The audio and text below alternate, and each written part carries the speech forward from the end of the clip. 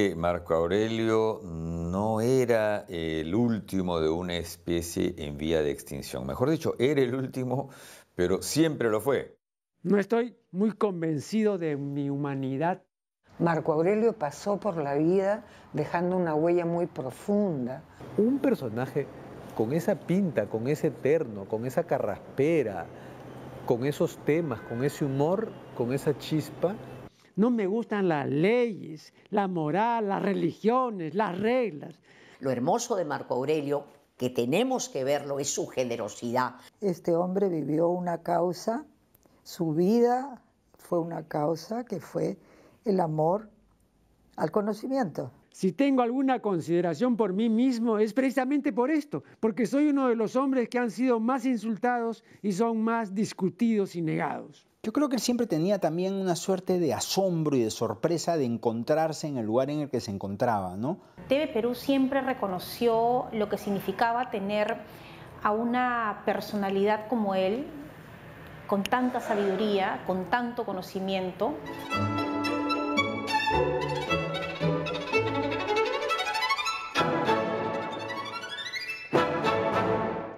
Creo que Marco Aurelio era único.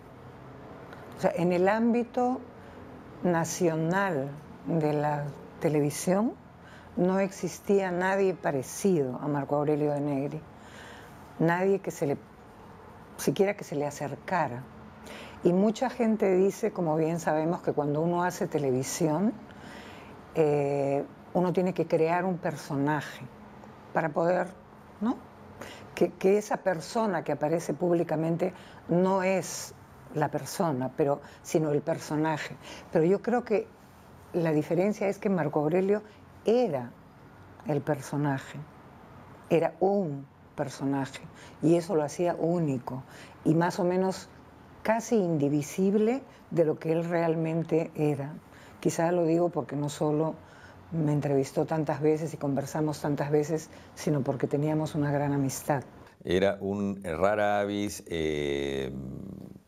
por su singularidad y por su talento, y además porque estaba en la televisión, cosa que se hacía cada día más extraña. Y esto hacía que fuera, en ese sentido, contracultural. Iba contracorriente en una época en que las personalidades como él, o él en particular, y la actividad que él realizaba, tenían cada vez menos espacio, y sin embargo, él seguía ahí. La inteligencia del hombre contemporáneo es igual a la inteligencia que tenía el hombre cuando vivía en las cavernas, o sea, en el Paleolítico superior. Hablemos de Lascaux, de Altamira, 20.000, 30.000 años, hace 20.000 o 30.000 años. El paleontólogo francés Pierre Viverson dice que la inteligencia no ha mejorado, sea la misma. La diferencia está en la cultura que ha acumulado el ser humano y que lógicamente es una cultura que pues el cavernícola no tenía. Entonces ahora lo que ha aumentado considerablemente, y en ese medida ha aumentado el ejercicio del pensamiento, el oficio del pensamiento, es la cantidad de cultura, no la inteligencia. Marco Aurelio es una persona que se ganó el cariño de muchísimos televidentes en todo el Perú, haciendo reflexión, citando autores, libros, ¿no? Hablando de la riqueza de la aventura intelectual. Yo creo que todavía las generaciones no han terminado de digerir lo que decía. Pero la inteligencia ahora creo yo, tenido o tiene menos motivos para ampliarse, multiplicarse, porque hay tal número de prótesis que hacen lo que antes, así bien o mal, hacía el ser humano, que entonces el ser humano se ha ido desligando de una serie de actividades y como ahora nuestra época, desde la época de la sociedad informática y de la era digital, es una época de extraversión, en la cual el ánimo se vuelca hacia afuera. Esta no es una época de introspección, no, es una época de extraversión. Su rostro se prestaba para las muecas y ciertos rictus que eran claves para el espectáculo televisivo, que eran sus monólogos, ¿no? Y que también fue recogido por Carlos Álvarez en su Remedo. ¿Por qué? Por la multiplicación asombrosa de estímulos. Eso trae consigo el hecho simple de que la vida interior, la adentrura, el penetral del ser humano, la intimidad, se va reduciendo, va disminuyendo. Ese hombre adusto, serio, que estaba detrás de las cámaras, también estaba compartiendo con nosotros todo aquello que había leído, que había estudiado, y era valiente para decir sus cosas, ¿no? Era terco y era de otro mundo, un poco de otro planeta, y ese ha sido su valor. Justamente dentro de esta visión tan pesimista suya, él era una suerte de contraejemplo a su propio pesimismo. O sea, el hecho de que él haya tenido este espacio durante años en televisión de cable y luego todos estos 18 o 17 años en Televisión Nacional del Perú, pues es justamente un ejemplo de que con tesón, con perseverancia, con inteligencia, con calidad, sí se puede, ¿no?, abrir un resquicio. La mayor parte de la gente, el sentido de la vida consiste en alcanzar la felicidad, ¿no? Claro, normalmente se entiende por felicidad lo que también a su modo dice el diccionario de la academia, ¿no? Un estado de satisfacción y complacencia, tanto espiritual cuanto físico, ¿no?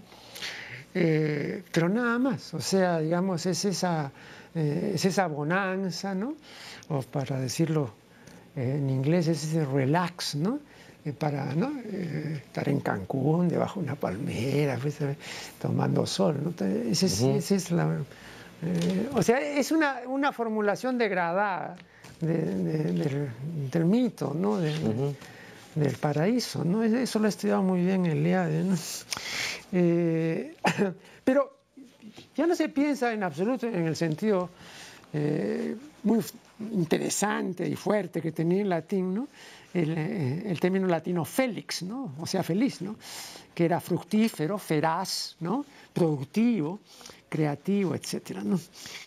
Creo que Marco Aurelio era muy tímido y tenía esta coraza que él había creado para no ser tan vulnerable. A mí me gustaba mucho el hecho que existiera una persona, un espacio que toma el amor al conocimiento como una causa de vida.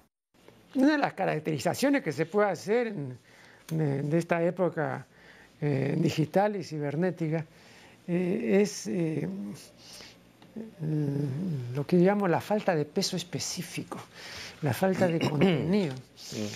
Y entonces, cuando hay falta de contenido, no puede haber felicidad, porque siempre he dicho que la felicidad trabaja con contenidos, ¿no? Pero ahora no, ahora puede ser muy cierto lo que decía Antonio Machado, hablando de un hombre rústico, ¿no? Y decía, en la oquedad de su cráneo cabía todo el vacío del universo. Eso, ¿no? Muy buena esa. Entonces ahora hay gente así, ¿no?, que en la oquedad de su cráneo ahí puede entrar todo el universo, ¿no? Algo particularmente extraño porque él era un hombre muy solitario y no obstante era un constante teórico del amor, ¿no? Nunca sabremos si lo hacía porque era algo que secretamente añoraba o porque en esa distancia particular, caballerosa, pero al final distancia que él ponía entre él y las personas, lo cierto es que él sabía hablar del tema de una manera que nos resultaba enriquecedora a todos y, por supuesto, es algo que le agradecemos. Yo me acuerdo que Marco Aurelio solía hacer encuestas por teléfono con sus conocidos o amigos, entonces de repente un día te llamaba por teléfono a las 8 de la mañana y te decía, estoy haciendo una encuesta, ¿tú realmente crees que el tamaño importa? Cosas así, ¿no? Yo creo que a veces decía, como te repito, cosas simplemente por pullar al otro y ver qué sacaba, ¿no? Porque él decía que en el amor y en el sexo todo el mundo se mentía, que el amor no existía, sino el enamoramiento, y que después de los 3 meses todo se acababa y se iba al tacho. En el fenómeno del enamoramiento, la pareja pierde el juicio, pierde el seso y tiene un régimen atencional anómalo. Y cada uno de los miembros de la pareja cree ver en el otro solamente virtudes y excelencias.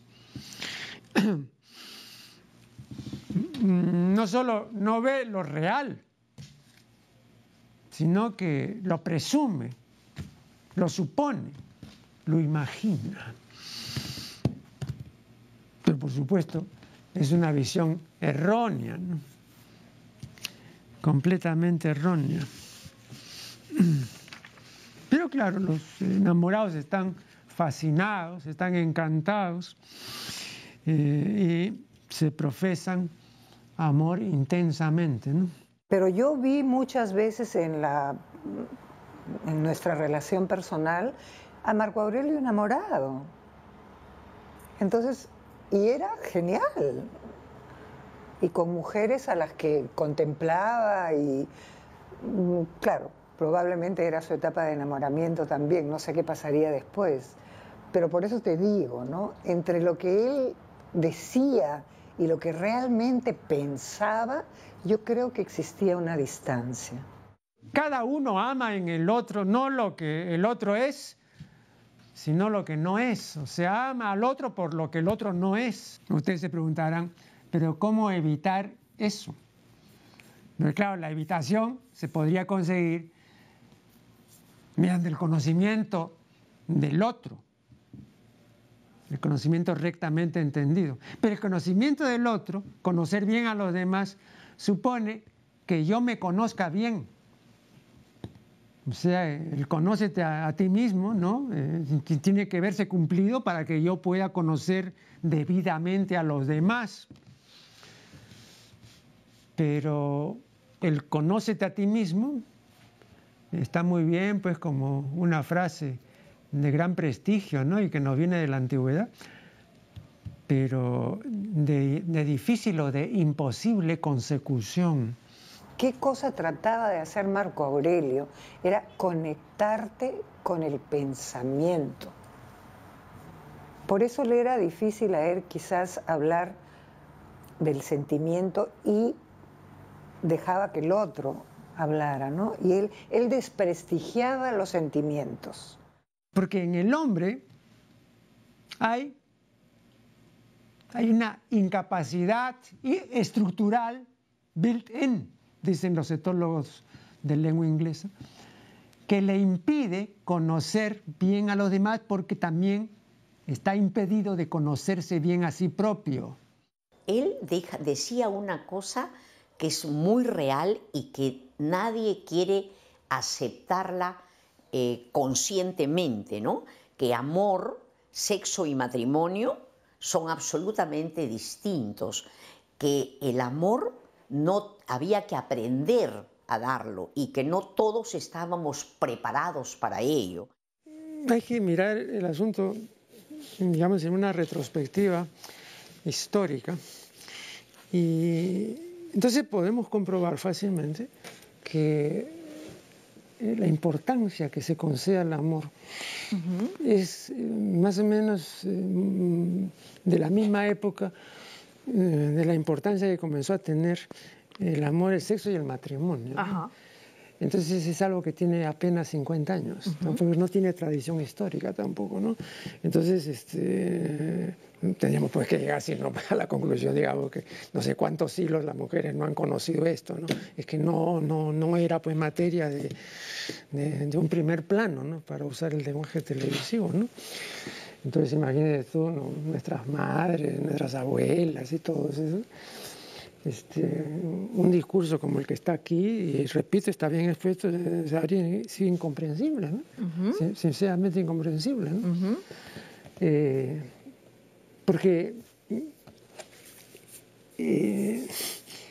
aquí me parece que el planteamiento de fondo es que el amor es la respuesta, ¿no? Y como decía una tratadista sueca, si no me equivoco, ¿no? Si aceptáramos eso, primero hay que averiguar cuál es la pregunta. Entonces resulta que la pregunta es que todo va a depender, digamos, de que conozcamos a fondo el amor y todo, porque va a cambiar nuestra vida, etcétera, va a ser una revolución, ¿no? Ontológica. Que el amor era, para amar se necesitaba todo un bagaje cultural y espiritual, que amar a una persona era ayudarla para que creciera, ayudarla a ser más subjetivo, más espiritual, y que no es lo que nosotros creemos, porque nosotros creemos que amor es estar enamorado, y enamorado es estar lleno de pasión, y eso no tiene nada que ver con el amor, que el amor es escaso, que es muy escaso, y que no todos estamos capacitados ni tenemos las condiciones para amar. Y quiero comenzar con una observación del escritor latino Terencio, que vivió hace 23 siglos, ¿no? Y que dice: el que no puede lo que quiere, quiera lo que puede. Esto después lo repitió Leonardo y posteriormente el filósofo español don José Ortega y Gasset. Esta observación de Terencio en relación con el amor es como sigue, ¿no? Uno ama no lo que quiere, sino lo que puede, y cuando puede, ¿no? Y como puede. Bueno, creo que esto es importante porque fija muy claramente los límites del fenómeno amoroso, cosa de la que los que están en plena efervescencia amorosa no se dan cuenta, ¿no? Entonces creen que sí pueden, pero en realidad hay límites muy precisos. Marco Aurelio lo que hacía en su programa era conectarte con el pensamiento lúcido, inteligente, y eso ya no lo hace casi nadie. Eso ya no lo hace casi nadie. A mediados del siglo XX y en la primera mitad, por supuesto, con mayor, había un mayor peso específico. O sea, digamos, ese valor que tiene cada cual, digamos, de ser ejemplo por su conducta y por sus obras, ¿no? Ese es el peso específico de una persona. Pues antes las personas tenían mayor peso específico, pero luego las personas se fueron aligerando y cada vez más. Entonces eso motivó la teoría muy curiosa de don Héctor Velarde, ¿no? De que como ya no hay peso específico, entonces los cuerpos se elevan, ¿no? Como globos, ¿no? Y entonces por eso tenemos en un medio como este, pues está lleno, digamos, el cielo de globos, ¿no? Y Héctor Velarde decía que esos globos, ¿no? Que se han elevado de la noche a la mañana sin tener realmente fundamento para ello, ¿no? Esos globos son los globos, pues, de la falta de consistencia, ¿no? Los globos del vacío. Toda una teoría en uno de sus ensayos ha desarrollado Velarde acerca de estos globos, ¿no? Muy interesante.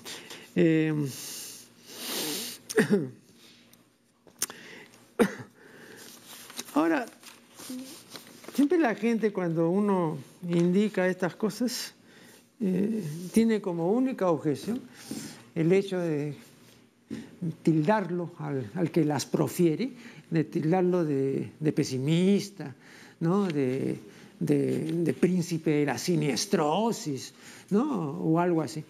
Y no, yo me limito, en mi caso me limito a ser realista.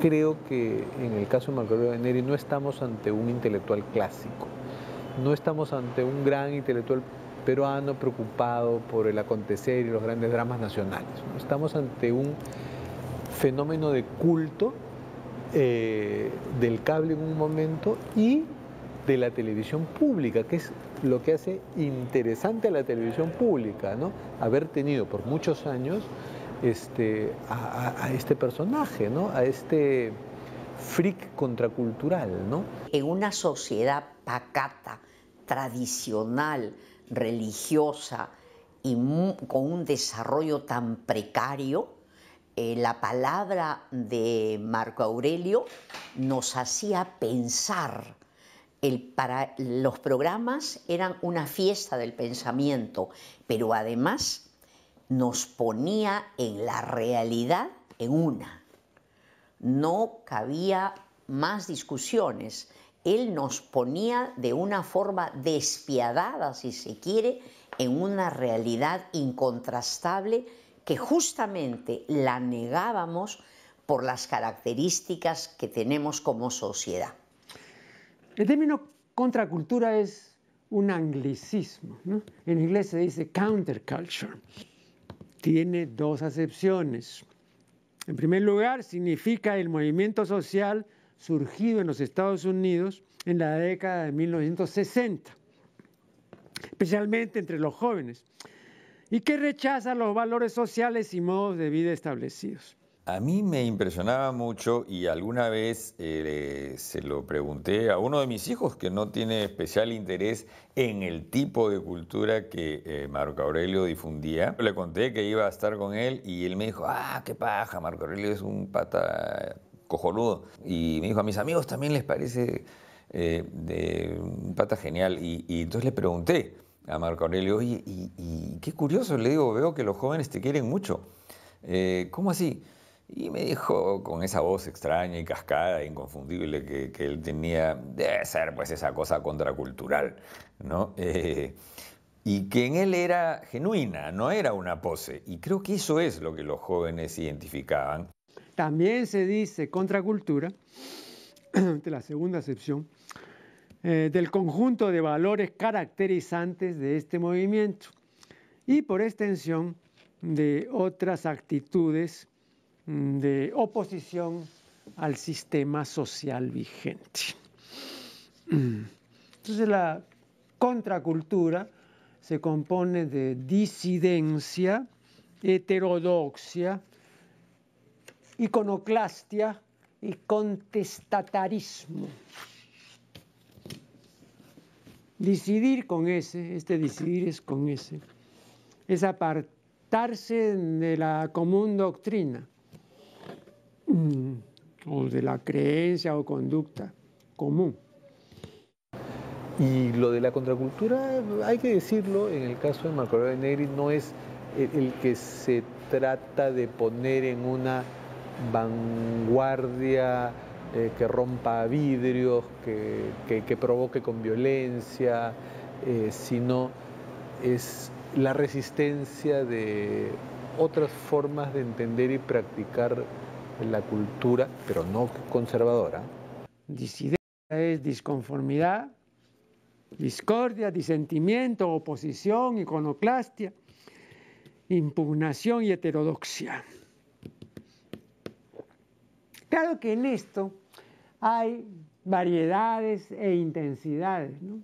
Marco Aurelio representaba algo que los jóvenes aprecian mucho, era un hombre sin poses y a pesar de que lo que él hacía se prestaba perfectamente para ser un posero, él no lo era. Emanaba de él con una fluidez y con una veracidad que los jóvenes detectaban infaliblemente y se interesaban independientemente de cuáles fueran sus intereses en la vida o que tuvieran o no relación con los intereses tan particulares de Marco Aurelio, que como sabemos eran cosas tan diversas como el sexo o la gallística. Una cosa, por ejemplo, es la oposición de un Martín Adán en La Casa de Cartón, de alguien que a los 15 o 16 años dijo no, en Barranco, notable, no notable, esa Casa de Cartón es una pieza pues de antología, ¿no? Pero el tono es un tono menor. Por ejemplo, dice Martín Adán, me gusta andar por las calles algo perro, algo máquina, casi nada hombre. No estoy muy convencido de mi humanidad. No quiero ser como los otros. No quiero ser feliz, con permiso de la policía. Esta es la heterodoxia martinadánica. No quiero ser feliz, con permiso de la policía. Ahora, comparen esta heterodoxia con la vociferación de Charles Bukowski, por ejemplo. Dice lo siguiente Bukowski: siempre he admirado al malo, al forajido, al hijo de puta. Me gustan los hombres desesperados. Me interesan más los pervertidos que los santos. No me gustan las leyes, la moral, las religiones, las reglas.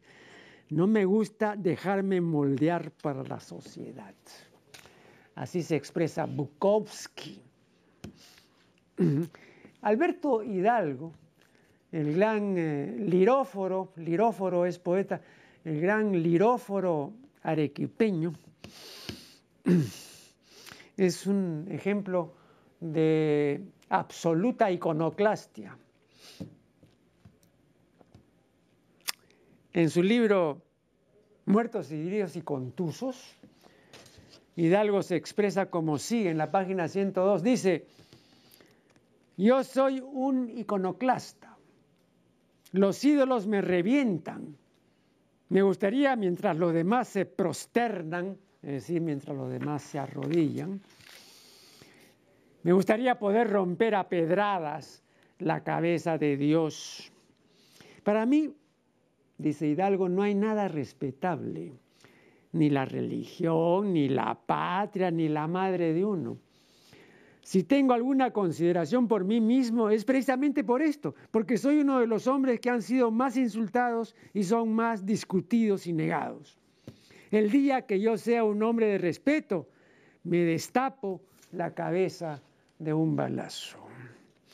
Bueno, esta es la iconoclastia radical, ¿no? La iconoclastia a ultranza. Es la contracultura estridente. Pero entre un extremo y el otro, ¿no?, hay una discrepancia firme, pero una discrepancia sin estridencia, ¿no? Y yo sí, sin que en medio de un especial de homenaje a Marco Aurelio suene a un desaire, pero yo más bien quiero rescatar, ¿no?, ese lado anárquico y contracultural, pero que viene de atrás, que viene de otros tiempos. O sea, Marco Aurelio es este personaje un poco buñueliano que es amante de algunas rutinas y normas y ceremonias del pasado, pero que tiene un espíritu anárquico y provocador, ¿no? La cultura es siempre marginal, minoritaria y temporal. Marginal, minoritaria y temporal. No lo olviden. Te cuento una sola anécdota. Una vez fui a su casa a pedirle un libro que yo estaba buscando desesperadamente. Me dijo, yo no presto libros. Le dije, pero Marco Aurelio. Ya me dijo, pero ¿cuándo me lo vas a devolver? Bueno, le dije, te lo devuelvo en 10 días. Dame 10 días y te lo devuelvo. Te juro. Ya me dijo. me llevó a su escritorio, donde tenía un exfoliador, un calendario. Me dijo, dime qué fecha me lo vas a devolver. Entonces puso el 27 de septiembre. Apunta, me dijo. Marco Aurelio, le dije, ¿estás bromeando? No, me dijo, apunta. Y me hizo apuntar. Dime tú. Me hizo apuntar, hoy 27 de septiembre voy a devolverle tal libro a Marco Aurelio de Negri. Y lo llamé ese día y le dije, Marco Aurelio, te lo voy a devolver pasado mañana porque hoy no puedo. Me dejó de hablar 3 meses. Entonces, ese era Marco Aurelio de Negri, ¿no? Tan brutal y tan tierno a la vez, y tan magnífico, y tan espectacular, único.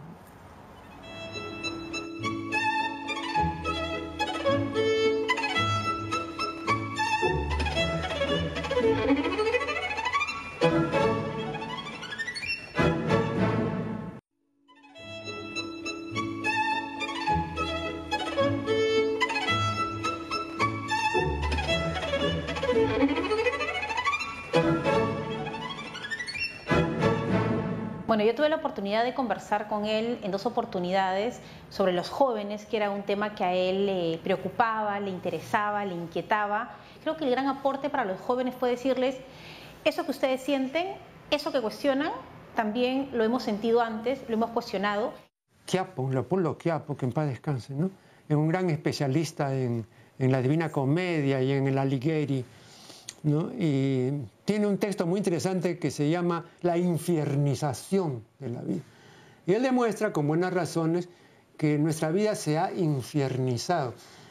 Y yo le decía, fíjate, te paso un dato, ¿no? Y es una definición que dio Lanza del Basto, ¿no? Hace ya mucho tiempo, del infierno, que me parece una excelente definición, ¿no? Dice, el infierno es la vida infecunda. Bueno, yo creo que sí, ¿no? Y que, digamos, la infiernización, esa a la que se refería Quiapo, es esa infecundidad de hombres y mujeres en la época actual, ¿no es cierto? Hay una carencia, hay un deterioro del mundo interno, ¿no? Hay una degradación, ¿no? Me parece que él tenía una clara conciencia de que él era una suerte de superviviente después del apocalipsis y que su misión era la de continuar dando este mensaje en condiciones que eran cada vez más inhóspitas en todo sentido. Puesto que nada de lo que estaba sucediendo en el mundo favorecía la emergencia de un personaje como él, que hasta en su vestimenta resultaba insólito. Hace alrededor de 15 años, en 1999, el ilustre sinólogo Guillermo Dañino publicó un proverbiario que reunía 1000 proverbios chinos. El proverbiario que yo comenté en su debida oportunidad se llama La abeja diligente, porque es ese primer proverbio, ¿no? Y dice, la abeja diligente no se detiene al libar de la flor caída. Yo expuse mi interpretación de este proverbio y Dañino me dijo, bueno, vea, no es muy ortodoxa, ¿no? O sea, no responde al espíritu chino, pero es interesante, ¿no? Bueno, le dije, pero me ha suscitado eso. Bien, pero en este proverbiario hay un proverbio que quiero leerlo porque es pertinente. Y dice, si estás más de 3 días sin leer, entonces tus palabras resultarán insípidas. Y esto es algo que quizás nadie había esperado y probablemente él tampoco, y es que la juventud se reconociera en él como alguien que decía algo que los representaba. Parecería extraño porque él no tenía ni aspecto de joven, ni hablaba como joven, ni se dirigía especialmente a ellos, pero ellos sí se sentían interpretados por él. Y ese lugar marginal es algo que creo que es algo esencial de la condición humana, y él, sin proponérselo, lo encarnaba probablemente como ninguno. Entonces el discurso de los hombres está plagado de insulsez, de insipidez, ¿no? No tiene nervio ni sustancia, ¿no? Desprovisto de interés, de fundamento. Basta oír a un político, ¿no? Decir, ¿qué es eso? Deberían callarse. En fin, no tengo que repetir lo que es ya muy conocido. Entonces, un discurso, pues, tiene que ser sápido, ¿no? Tiene que ser interesante, diverso, ¿no? Rosa Montero, recuerdo en su libro sobre entrevistas, en una entrevista con Jorge Semprún, dice, entre otras cosas, que el discurso de Jorge Semprún, la conversación, es nutritiva. Sus palabras, dice, son alimenticias, ¿no? Pero las palabras del resto no lo son, ¿no? Y yo creo que no lo son, entre otras cosas, no digo que sea por eso nomás, entre otras cosas porque el resto no lee, ¿no? Yo creo que Marco Aurelio sintió de una manera muy personal, posiblemente por alguna vivencia en su adolescencia o qué sé yo, en su vida.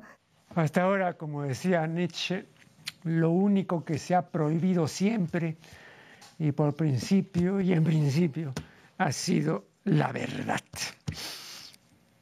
Es que se teme y mucho que la verdad nos libere, ¿no? Ya lo había dicho Juan, ¿no? San Juan en su Evangelio. Veritas liberabit vos. La verdad os hará libres.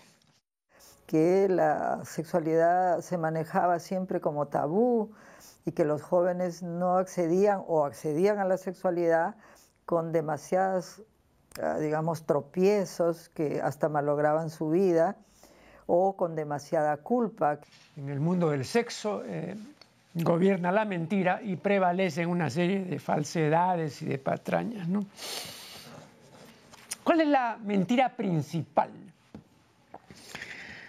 La mayor de las mentiras, la mentira principal, es que el placer, por el placer mismo, es inadmisible, ¿no? El goce sexual, el goce por sí mismo, el goce per se, lo que los teólogos y lo que el propio catecismo de la Iglesia Católica llama la lujuria, no puede aceptarse. Para la Iglesia Católica, y revisen ustedes detenidamente el catecismo, ¿no? El placer sexual no puede desligarse del amor ni de la procreación.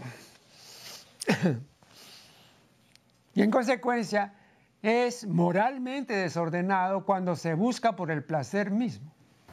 El sexo efectivamente era uno de sus temas favoritos, porque Marco Aurelio, entre otras cosas, era un provocador. No tiene que estar justificado por el matrimonio, por el amor y por una serie de cosas. Pero el placer como poder independiente no vale para la Iglesia Católica. Y le gustaba, ya sea cuando hiciera sus programas a solas o cuando conversaba con algún entrevistado, le gustaba provocar, a veces incluso diciendo tonterías, porque sabía lo que quería era incomodar a su invitado, ¿no? Y colmarle la paciencia. Otra mentira clamorosa en esta mentirocracia sexual es la mentira masturbatoria. La creencia en cuya virtud la masturbación daña y muchísimo. Se trata de una patraña de principios del siglo XVIII, ¿no? Y en la que sigue desgraciadamente creyendo cualquier cantidad de gente. Lo cual es indicativo de que la estupidez reina soberana, ¿no? También me hacía gracia que le gustaran los chistes e incluso los chistes malos. Y en una pausa yo le conté un chiste malo y lo voy a repetir acá porque realmente era un chiste idiota, pero no sé por qué supuse que a él lo haría reír. Y el chiste decía que en una clase de medicina en algún momento en que habían solo hombres en la clase, y creo que esto también le parecía divertido a él, que fuera algo en donde estaban excluidas las mujeres en ese momento, el profesor preguntara, a ver chicos, vamos a aprovechar que estamos entre hombres, ¿qué cosa es más importante, el tamaño o la técnica? Y un pata levanta la mano y dice, la técnica. Y el profesor dice, ¿ven? Otro que la tiene chica. Y Marco Aurelio está ahí en carcajadas. Y bueno, yo pensé, ahí queda, pues es un chiste de esos tarados que nos contamos entre hombres cuando estamos solos. Y un día estaba mirando su programa, él estaba entrevistando a una mujer, me parece que era Josefina Barrón, y de pronto le dice, pero en el aire, ¿sabes el chiste que me ha contado el psicoanalista Jorge Bruce?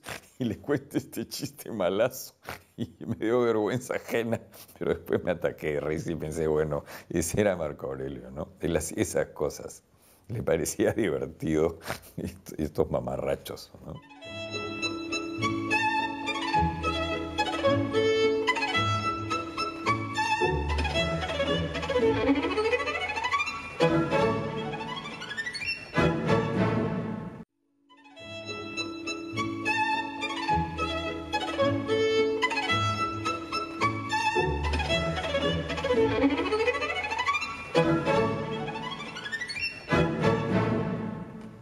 Yo creo que el aporte al sexo es primero que hablaba sin pelos en la lengua, llamaba las cosas por su nombre, no tenía reparos, ninguna dificultad en tratar el sexo como lo que es, una cosa absolutamente natural y magnífica y erotizante, ¿no? Y era un placer hablar de sexo con él y de todo lo demás también, ¿no? El terreno sexual está minado de falsedades y de mentiras, ¿no?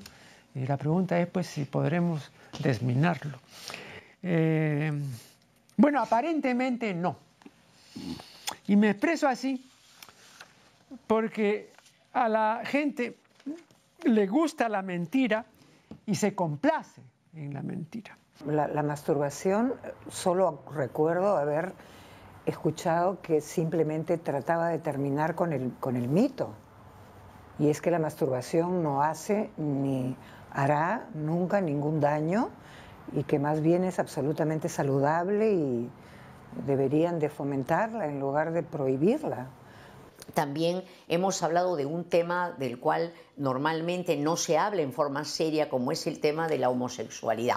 La homosexualidad es una cosa que es existido siempre, ¿no? Pero, sin embargo, él hablaba en una forma directa y muy respetuosamente sobre la homosexualidad. En el Catecismo de la Iglesia Católica, en el apartado 2357, se declara enfáticamente que la homosexualidad no es aprobable en ningún caso.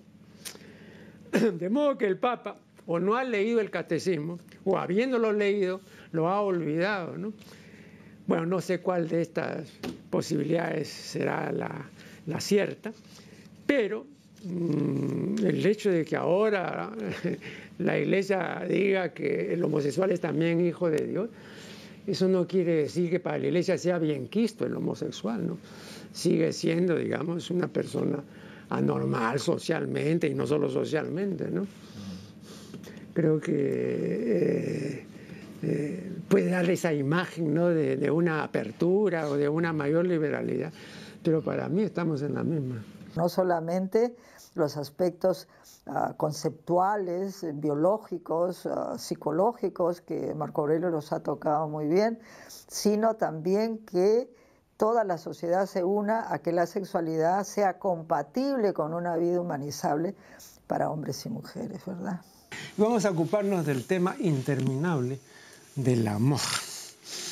Fíjate, cuando uno se pregunta si se puede amar a más de una persona al mismo tiempo, se sobreentiende que uno se refiere al amor de pareja y no al amor parental, ni al amor filial, tampoco a la amistad, ¿no? Pero solo al amor de pareja. Entonces la pregunta es, ¿por qué?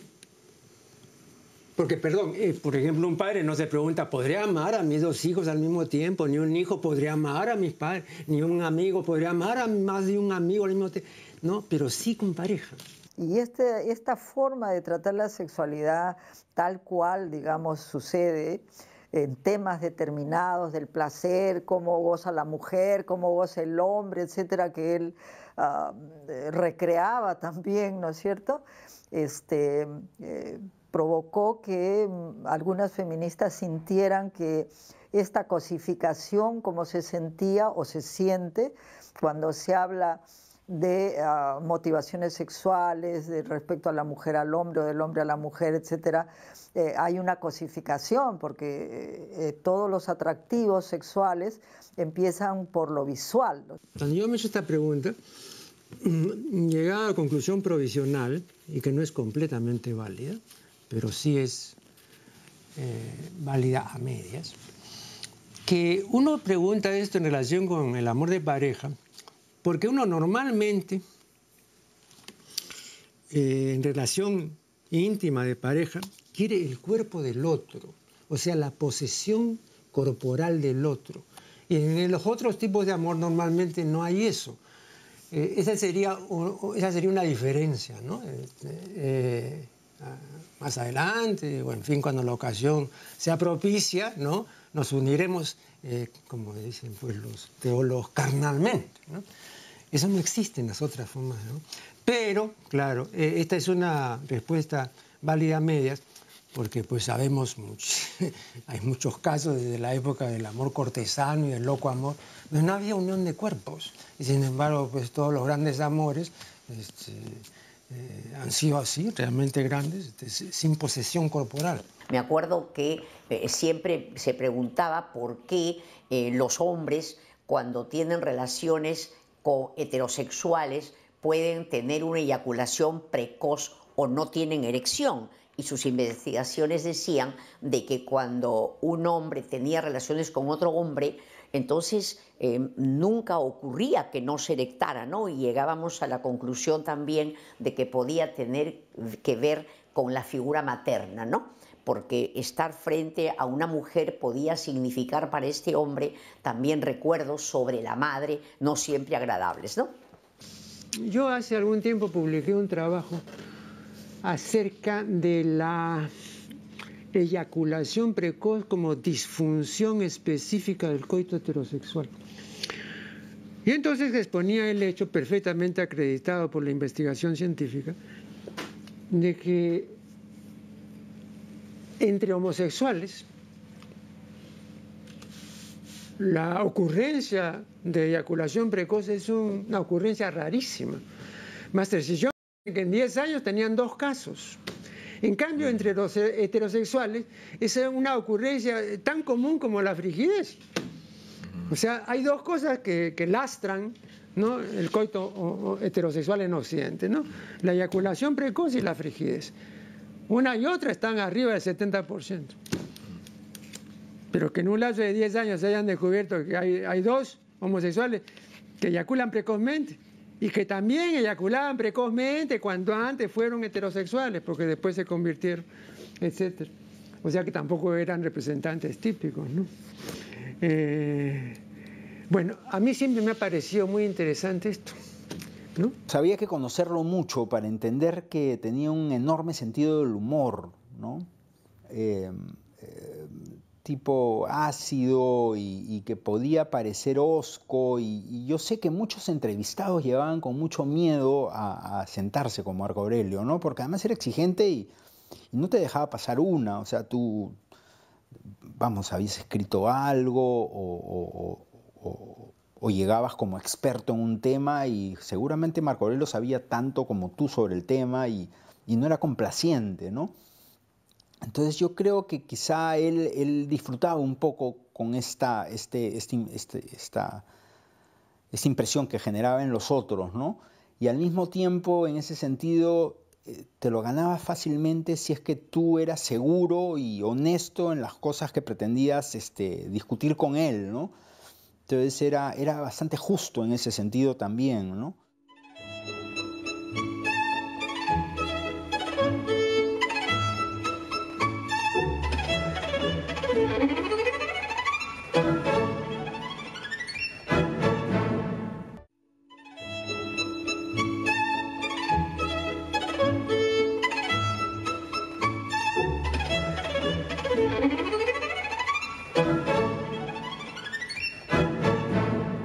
Durante 18 años la función de la palabra en Televisión Nacional del Perú ha sido un espacio que ha prestigiado el pensamiento, el intelecto, el espíritu crítico, la lectura, una serie de actividades que en nuestro contexto social no suele prestigiar, más bien suele denostar, suele ridiculizar al intelectual, al que lee, al ratón de biblioteca.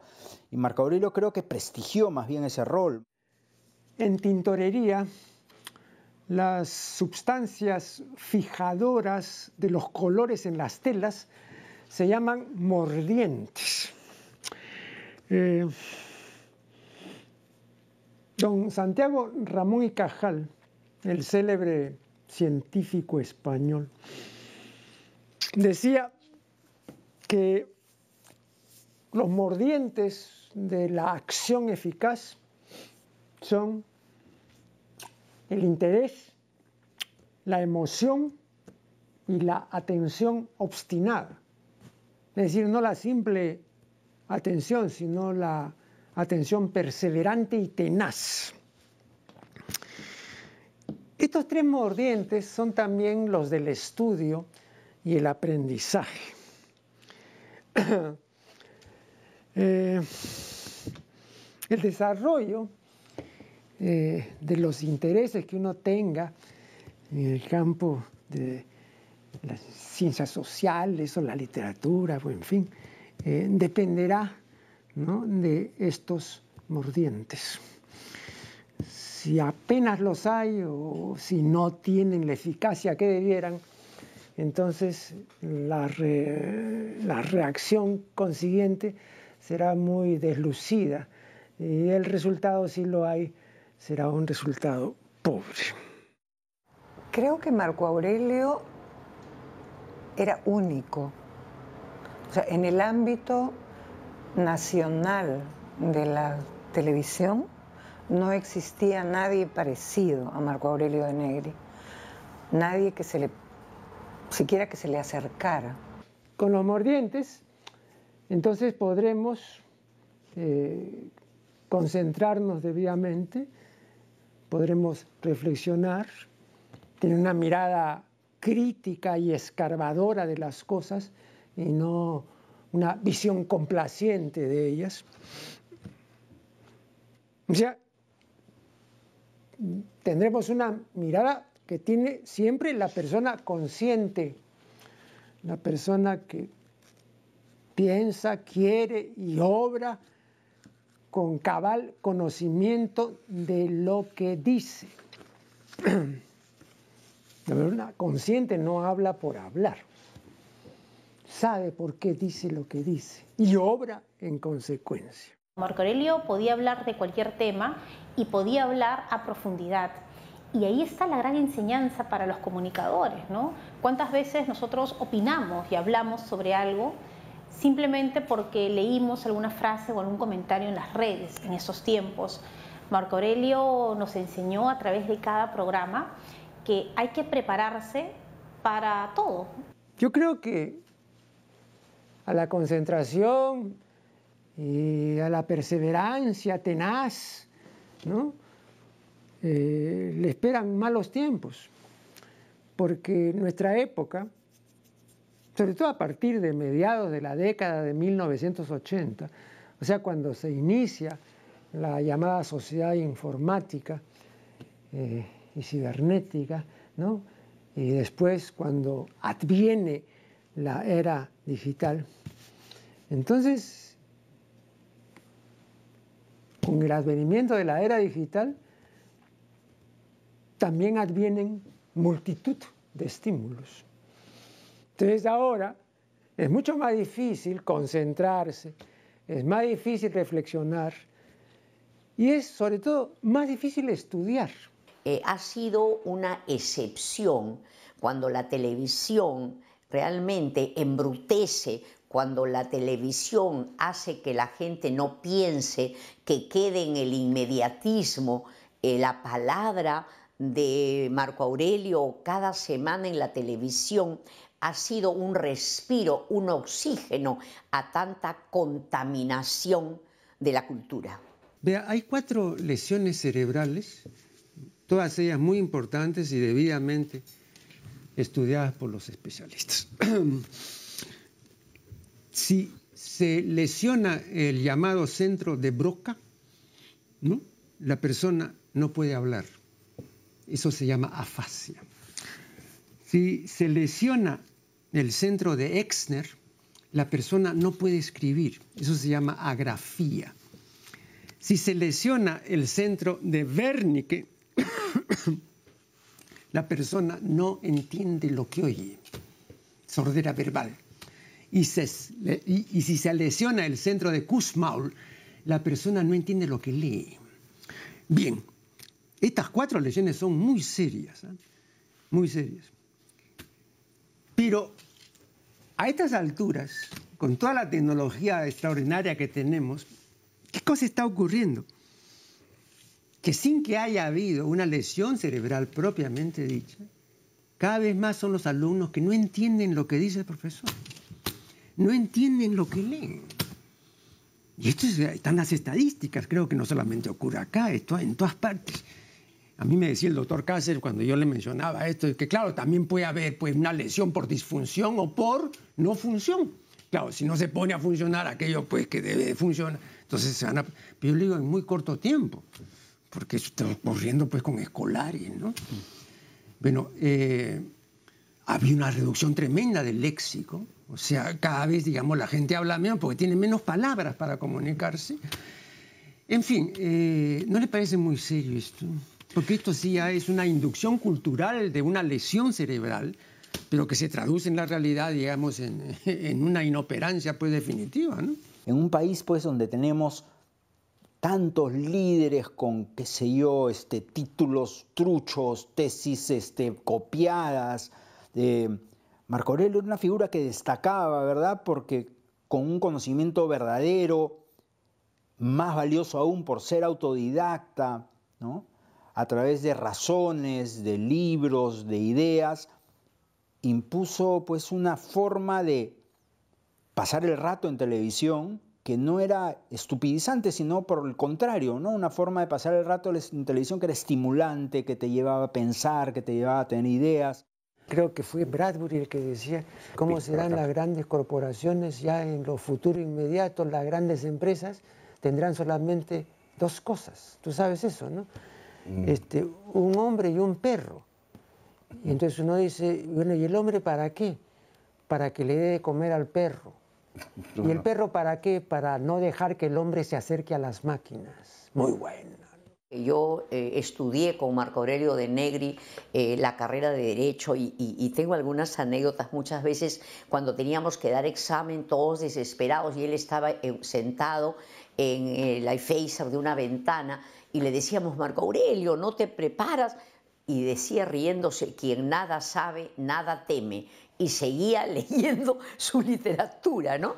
Ahora, la primera vez, y me ha invitado 4 veces, he tenido ese honor, la primera vez que me invitó realmente me sentía como un gorgojo cultural frente a él y le decía, por favor, Marco Aurelio, pregúntame bonito, porque realmente de sentir tanta cultura, realmente me sentía como disminuida. Sin embargo, las 4 sesiones fluyeron, él respetó mi trabajo. La sociedad de la informática, la sociedad computarizada, robotizada, digital y excrementicia, es una sociedad escasa en sentimientos.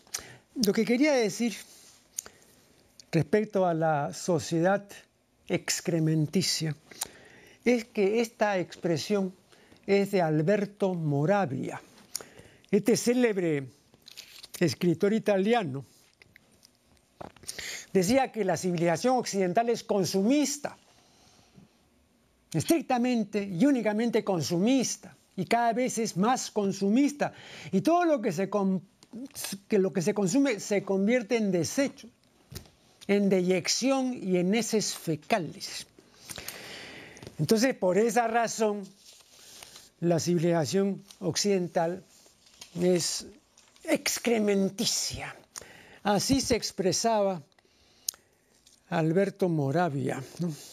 La sociedad informática y la era digital no han favorecido, sino al revés, han desfavorecido los sentimientos. Esta cultura de la imagen que hoy vivimos o que hoy padecemos, esta videofilia, videoerastia y videocracia que hoy tenemos, ¿no? Favorece las sensaciones, pero no favorece los sentimientos y tampoco favorece, claro está, el pensamiento. Los sentimientos son construcciones y difíciles porque dependen de la calidad que uno tenga. Y como cada vez hay menos calidad, o cada vez hay menos endocalidad, como dice Ken O'Donnell en su libro titulado justamente Endocalidad, ¿no? El amor, por ejemplo, es una construcción, ¿no? Es una construcción o una edificación sentimental. O es un arte, como dice Fromm, ¿no? Pero es una construcción muy difícil, sumamente difícil, ardua. Y las sociedades modernas no propician artes semejantes, ¿no? ¿Acaso porque no los necesitan o porque ya no les interesa en absoluto propiciarlos? Aunque los lugares comunes nos quieran hacer creer lo contrario. Hace 30 años, o sea, hace un tricenio, se decía que la mucha tecnología nos iba a deshumanizar. Esto lo recuerdo muy bien y lo he discutido en más de un conversatorio y a veces acaloradamente. Porque me decían, no, usted está imaginando cosas de Negri, ¿por qué nos va a deshumanizar? Al contrario, nos va a humanizar más, decía. De esto hace un tricenio. Bueno, ahora vemos que está ocurriendo, pues. La escasez sentimental, esta seria deficiencia calórica, es consecuencia precisa e inevitable de esa deshumanización.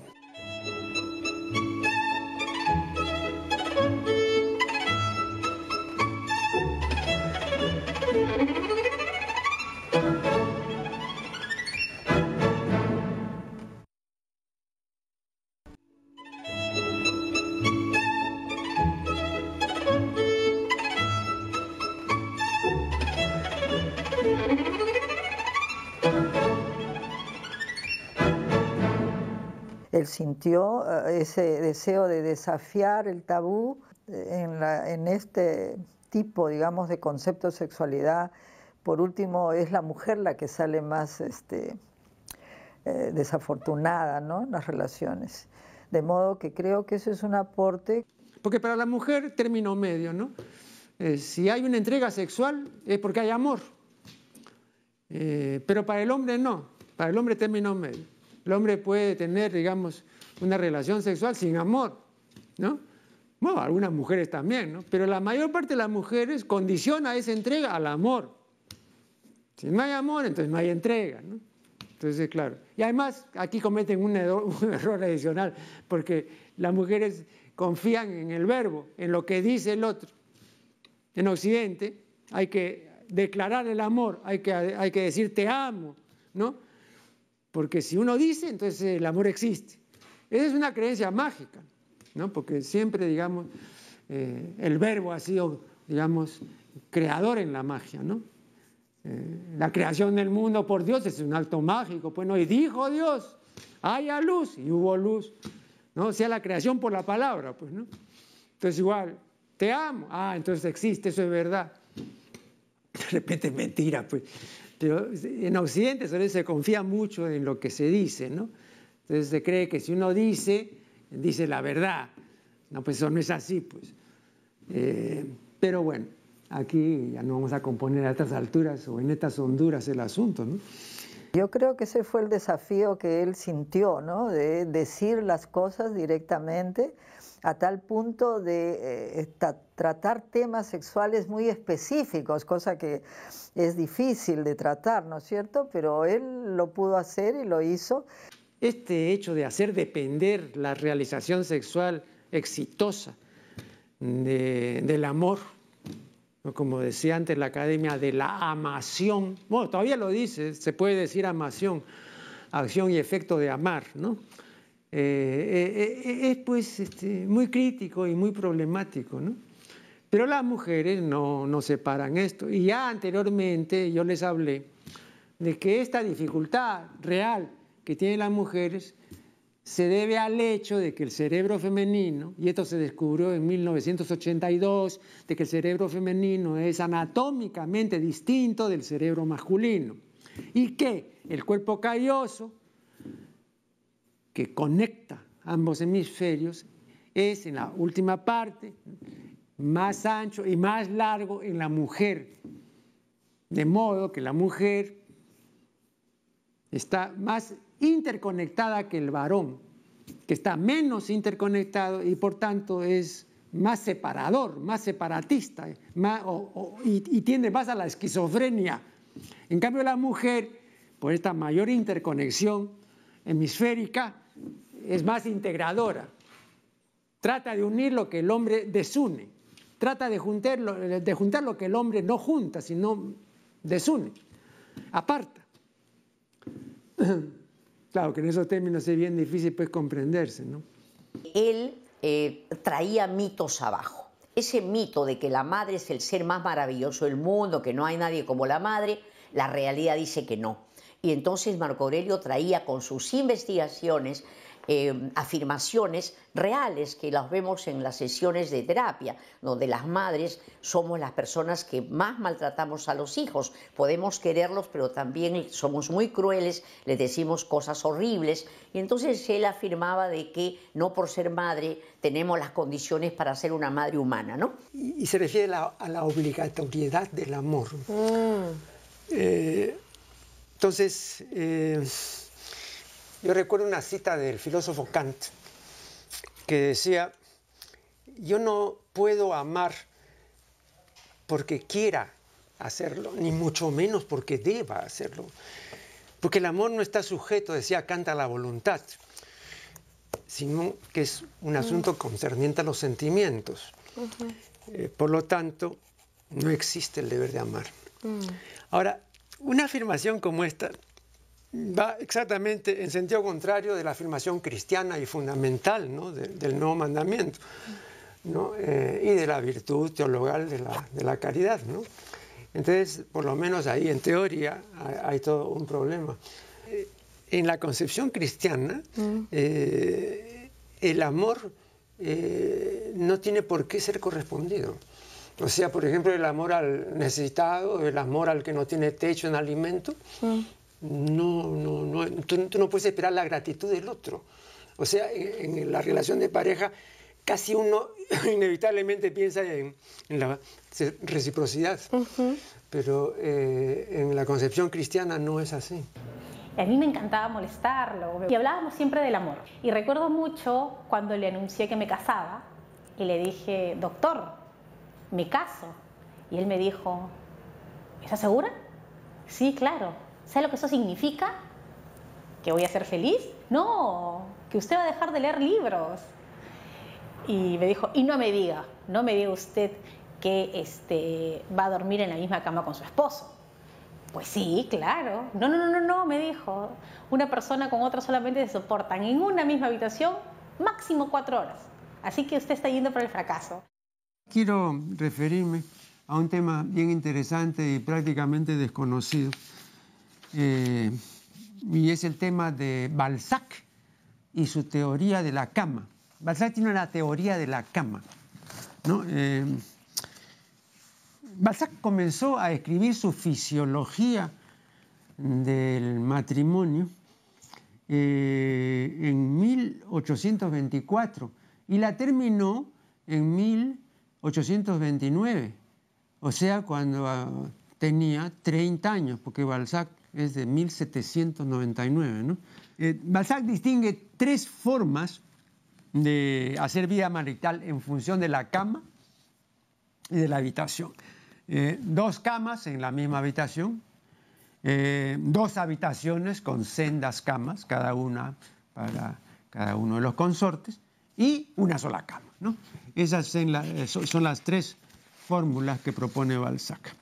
Ahora, Balzac dice que dormir en lechos gemelos es ignorarlo todo, ¿no? Es, dice, la invención más estúpida, pérfida y peligrosa que existe en el mundo. Vergüenza y maldición para quien la imaginó. Las dos camas, ¿no?, en la misma habitación es fórmula perjudicial para los cónyuges jóvenes, pero para los que ya han cumplido por lo menos 20 años, un bisenio de vida marital, es una fórmula que tiene una serie de conveniencias, ¿no? Porque claro, después de 20 años, él pues se levantará a medianoche presuroso para ir al baño a exonerar el vientre o a aliviarse de la llenura vesical, ¿no? Y luego tomar su normalizador de la flora intestinal, y ella se levantará víctima de la jaqueca para ir a la cocina a calentar agua, para tomar un café bien cargado, dormir en el mismo cuarto pero en lechos separados tiene sus conveniencias, ¿no? Para matrimonios que pues ya tienen por lo menos un bisenio, o sea, 20 años, y con cuanto mayor razón un trisenio, o sea, 30 años de vida en común, ¿no? Ahora, en cuanto a las dos habitaciones con sendas camas, una para cada consorte, pero el mismo Balzac reconoce que en Europa, por cada país, y en cada país, perdón, no hay más de 100 maridos así, y que los otros son los maridos del montón, que no van a estar pues con tanta contemplación y con tanta cosa con sus respectivas cónyuges, ¿no? Porque claro, esto de la cama única funciona, pues, pero con un cónyuge que tenga estas prendas, ¿no? Pero no pues con cualquier marido vulgarón, ¿no? Y además ignorante. De modo que la opción de la cama única será la mejor para algunos consortes, ¿no? Y el resto tendrá pues que arreglárselas como pueda. De estas tres fórmulas, la que desgasta más el vínculo erótico es la cama única, evidentemente, ¿no? Porque, como ya lo he dicho, de todos los estímulos conocidos, el estímulo erótico es el que se desgasta con mayor facilidad y rapidez. Y tener pues a la cónyuge, o tener la cónyuge al cónyuge, todos los días, ¿no?, muchas horas, y todos los días diariamente, ¿no?, a primeras horas, y así, satura, cansa, aburre, ¿no? Y entonces se desvanece prontamente lo que en un principio fue estímulo interesante, ¿no? Aquí son cada vez más las parejas, según me han informado personas muy enteradas, son cada vez más las parejas que no solamente duermen en camas separadas, sino en lechos, en cuartos separados, y muchas en habitaciones o en departamentos separados también, ¿no? Ahora ese número de personas que comparten ese sentir ha aumentado notoriamente, ¿no? Y creo que para bien. Bueno, me están indicando que aquí ya el tiempo se ha vencido, de modo que solo me resta despedirme hasta el programa siguiente.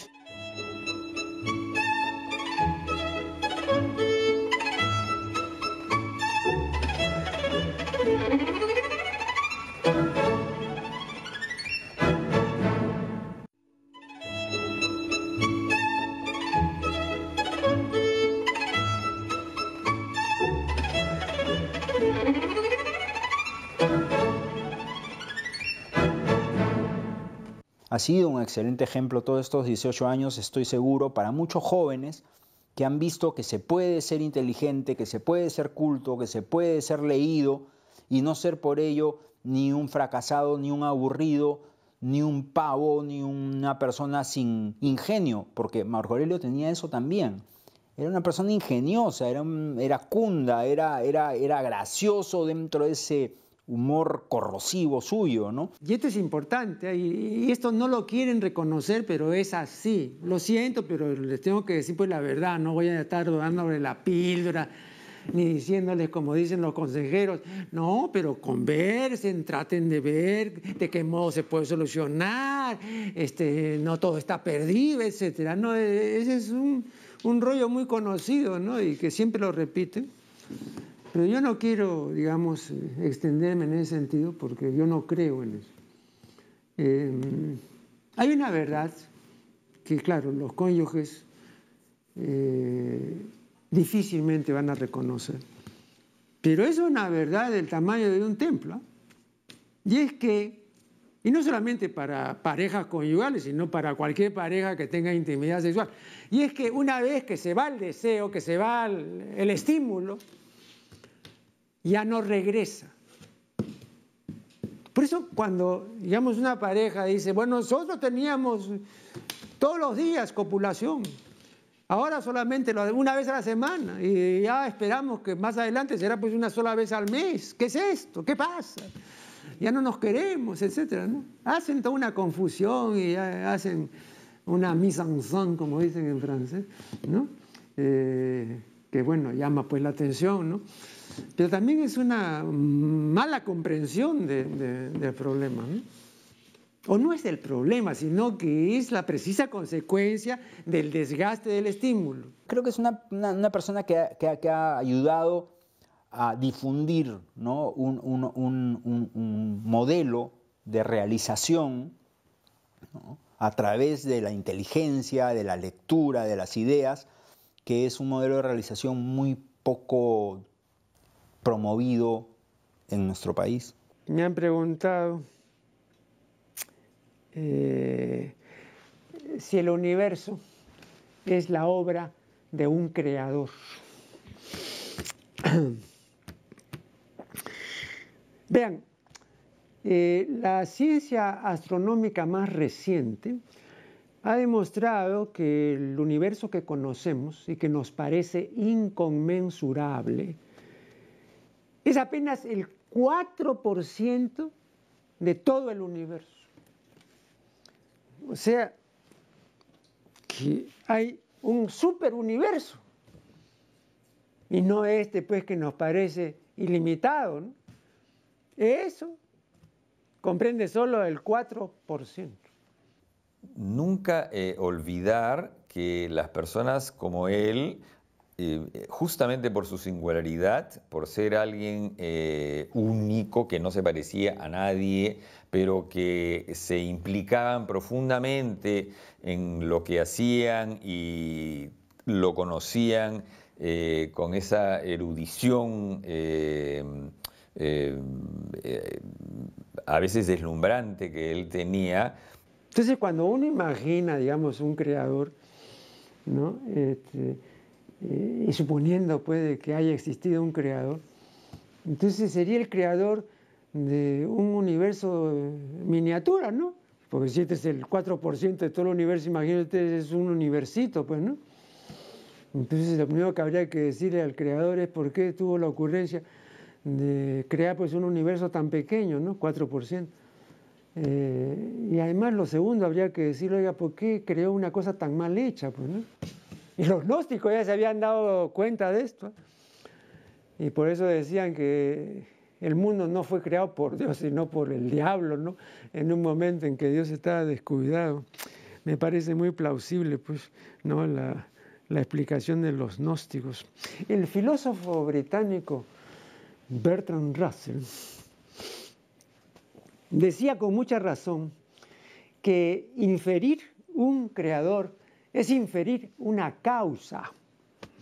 Y en ciencia, las causas solamente son admisibles si forman parte de cadenas causales, observadas y observables.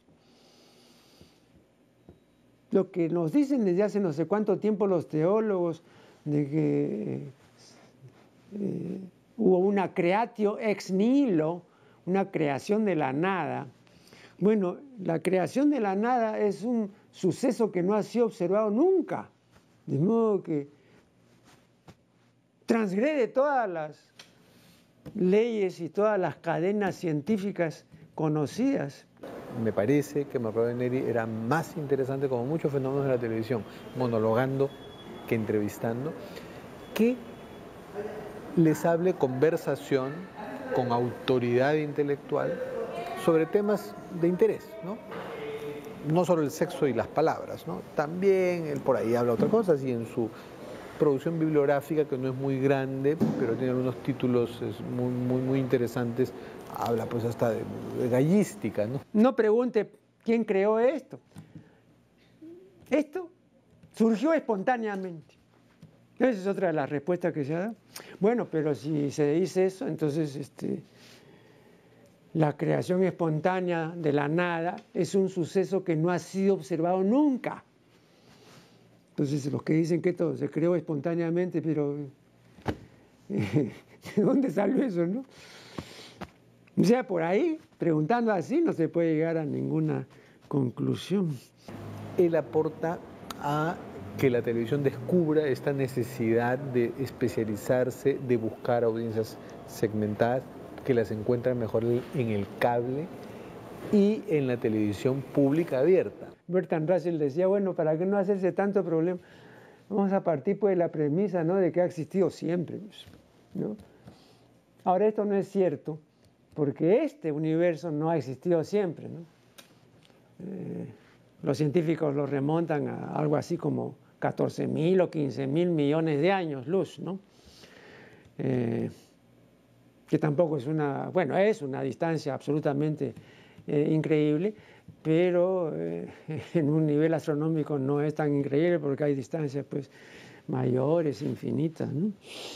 De modo que sencillamente no se puede responder eso. Y repito, ¿no?, todo es pura oscuridad. Todo es pura oscuridad. Ching Hai, la maestra taiwanesa que alcanzó la iluminación, según dicen, en el Himalaya, y a quien se considera Buda viviente, viene alborotando el cotorro espiritual desde hace por lo menos un tricenio. Entonces, su método es esencialmente búdico, ¿no? Y que exige, entre otras cosas, dieta vegetariana y un ánimo enteramente positivo. Requerimientos e intimaciones fundamentales son además la reflexión, la meditación, la contemplación y la querencia vehemente y desesperada de un gran cambio, de una verdadera transformación espiritual. Esto es la iluminación. Para la inmensa mayoría de la humanidad, ¿no?, el propósito del gran cambio, propulsado por la vehemencia y la desesperación, es algo tan escasamente atractivo como pellizcar vidrio o contar pues los granos de arena de un arenal, ¿no? Efectivamente.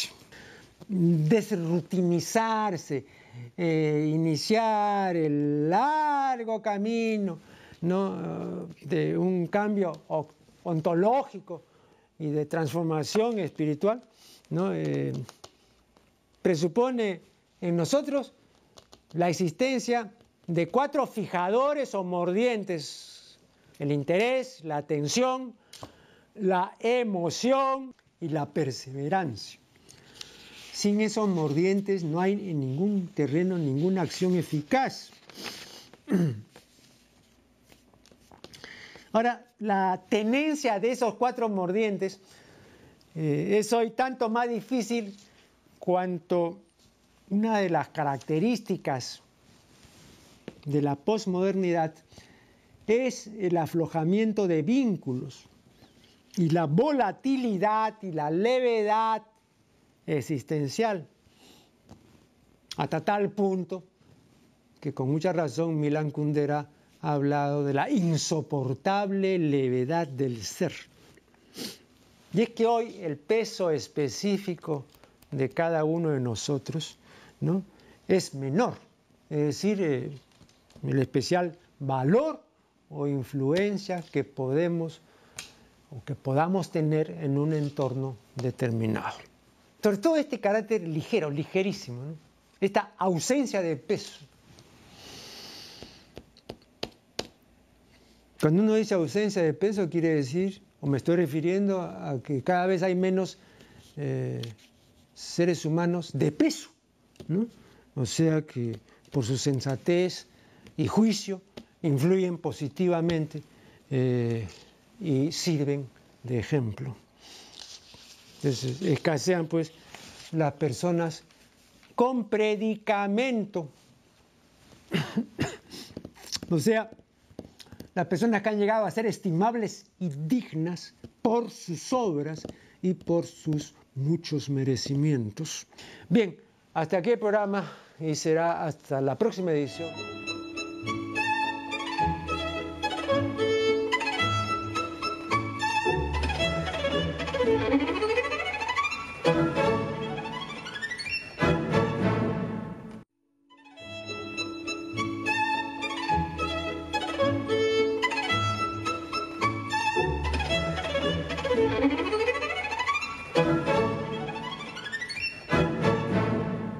Bueno, me parece fundamental la decisión de TV Perú de seguir emitiendo sus programas. Así como uno recurre de repente a un libro, uno tiene un material invalorable a través de cada uno de los programas de Marco Aurelio de Negri. Creo que la obra de él tiene que ser declarada Patrimonio Cultural de la Nación y creo que debería ponerse, por ejemplo, en los programas de colegio, muchas de las afirmaciones, muchas de las investigaciones de él, ¿no?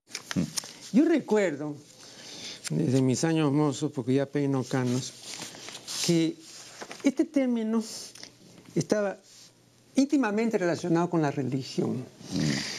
Y entonces el que tenía vocación es que había recibido el llamado, el llamamiento, la llamada de Dios, ¿no?, para que tome el estado religioso, ¿no?, y se convierta en sacerdote. Ahora también el término históricamente se usó para referirse a los artistas, ¿no? Entonces, tanto los religiosos cuanto los artistas debían necesariamente tener vocación para hacerlo de veras, ¿no? Y eso también explica por qué siempre se ha hablado en relación con unos y otros, se ha hablado de crisis de vocación, porque efectivamente pues, cada vez hay menos vocaciones en este sentido religioso y cada vez también hay menos artistas, al menos menos artistas de calidad, ¿no? Eso tampoco no tiene nada de raro, siempre lo digo yo, porque la calidad, contrariamente a lo que nos quieren hacer, no digo que sea un propósito deliberado de engaño, pero es una parte de una propaganda muy sistemática que nos quieren hacer creer los cocineros, ¿no?, de que hay calidad por todas partes. No. La calidad es un bien muy raro. La calidad es un bien que, bueno, siempre he dicho yo, y bueno, no lo digo yo solamente, sino personas que tienen más autoridad, pues en el mundo, en todos los órdenes de la existencia, hay un 10% de calidad. No, el resto es basura.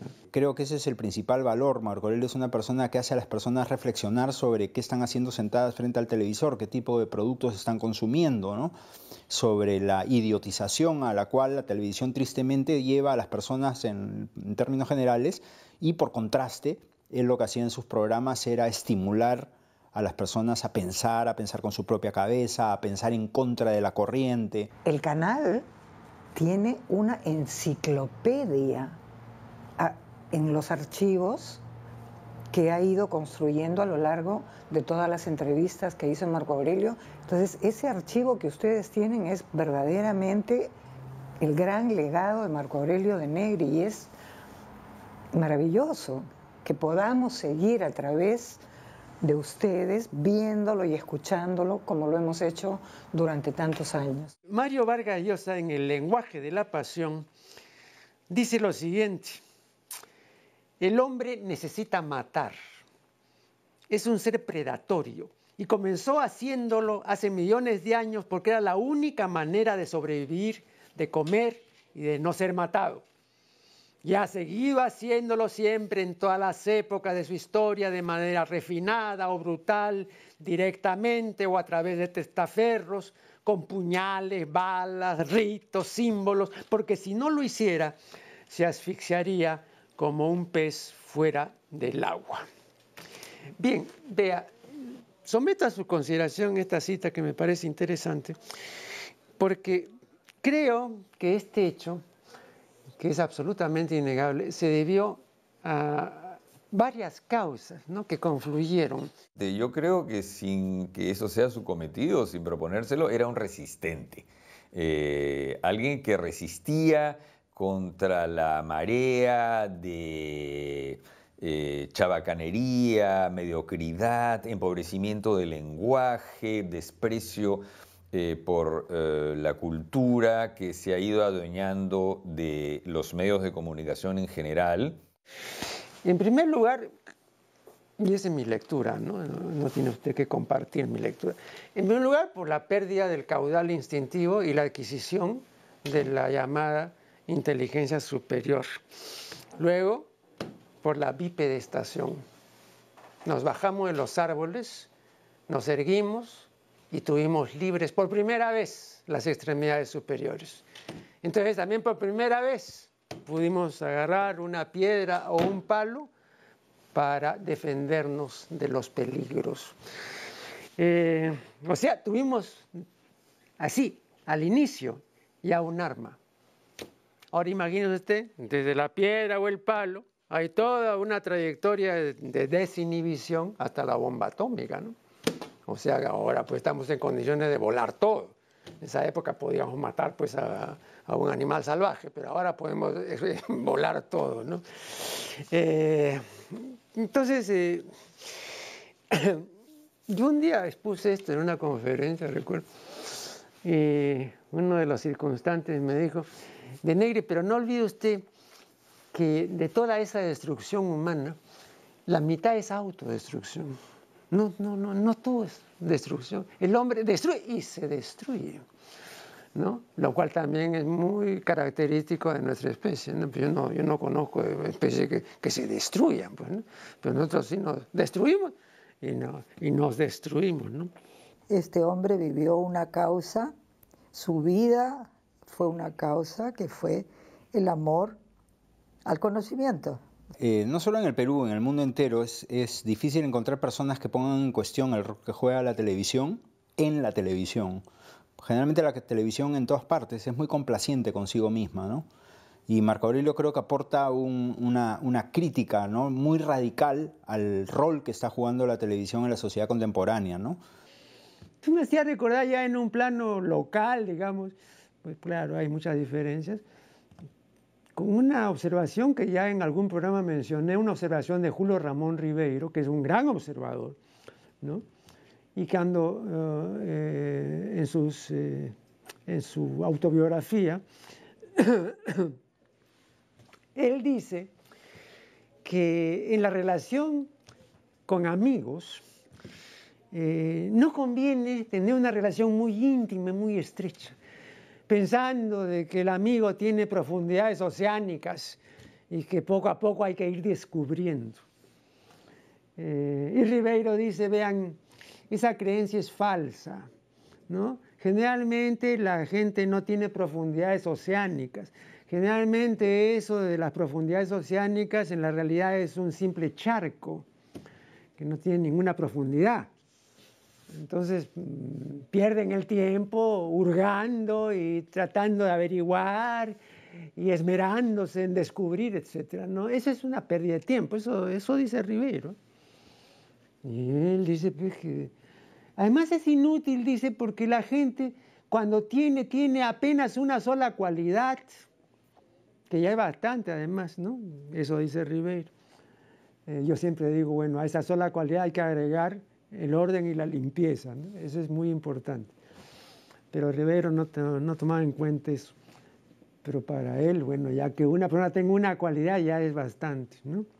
Era un personaje muy querido y de hecho su muerte le ha dado mucha pena a mucha gente que probablemente nunca lo ha leído pero que veían en él algo que hacía que supieran que era una presencia útil, una presencia valiosa, una presencia que hacía el mundo, en particular el mundo peruano, un poco mejor.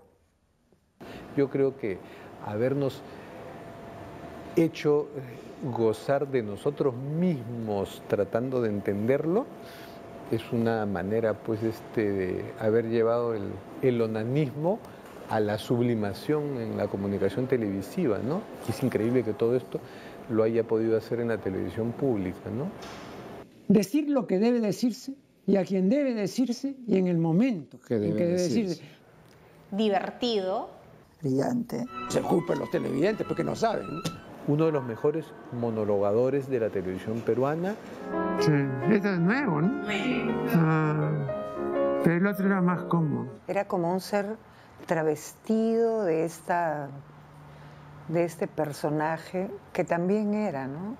Profundamente humano. Veneno, ponzoña, tóxico. Si usted quiere enterarse, yo no voy a ser el vehículo del cinismo que lo único que promueve es la ignorancia, ¿no? Caray, he aprendido algo nuevo. Ahora sé un poco más de lo que sabía antes de conversar, escuchar, leer a Marco Aurelio de Negri. How to die. Y que estúpidamente han traducido aquí como duro de matar. Es tal estupidez increíble.